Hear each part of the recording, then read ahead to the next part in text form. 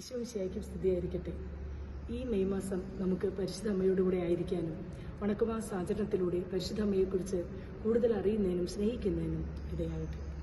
യേശു തൻ്റെ കുരിശിൻ്റെ ചുവട്ടിൽ യോഹന്നാനോട് ഇതാ നിന്റെ അമ്മ എന്ന് പറഞ്ഞേൽപ്പിച്ചത് മുതൽ കന്യകാമറിയം നമുക്കും അമ്മയായി തീർന്നു.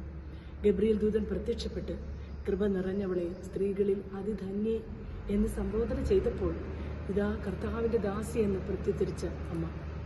ദൈവഹിതം നിറവേറ്റുവാൻ എല്ലാം ഹൃദയത്തിൽ സംഗ്രഹിച്ച് ദൈവകുമാരന് പിറക്കുവാൻ തൻ്റെ ഉദരത്തെ ഒരുക്കിയ അമ്മ.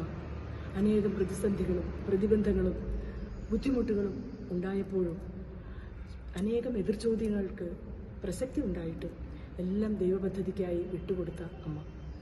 തൻ്റെ മകനിലൂടെ മാത്രമേ ഈ ലോകത്തിന് രക്ഷയുണ്ടാകൂ എന്ന് തിരിച്ചറിഞ്ഞ പരിശുദ്ധ കന്യാമറിയം പീഡാസഹനം മുതൽ കുരിശുമരണം വരെ ഈശോയോടൊപ്പം തൻ്റെ ദൈവത്തിൻ്റെ ഇഷ്ടം നിറവേറ്റിക്കൊണ്ട് സർവം സഹയായി ജീവിച്ച അമ്മ. നമുക്കും ഒരു നിമിഷം ചിന്തിച്ചു നോക്കാം. സഹോദരരെ, നമുക്ക് പ്രതിബന്ധങ്ങളും പ്രശ്നങ്ങളും ഉണ്ടാകുമ്പോൾ മറ്റുള്ളവരിലേക്ക് പഴിചാരാതെ പരാതികളും പരിഭവങ്ങളും ഇല്ലാതെ എല്ലാം ദൈവേഷ്ടത്തിനായി വിട്ടുകൊടുത്തുകൊണ്ട് നമുക്കും അമ്മയുടെ മാതൃക പിഞ്ചെല്ലാം. അവൻ പറയുന്നത് പോലെ ചെയ്യുവിനെന്ന് ഉദ്ഘോഷിക്കുന്ന അമ്മ നാമും അനുസരണമുള്ളവരായി ജീവിക്കുവാൻ നമ്മെ ഉദ്ബോധിപ്പിക്കുന്നു.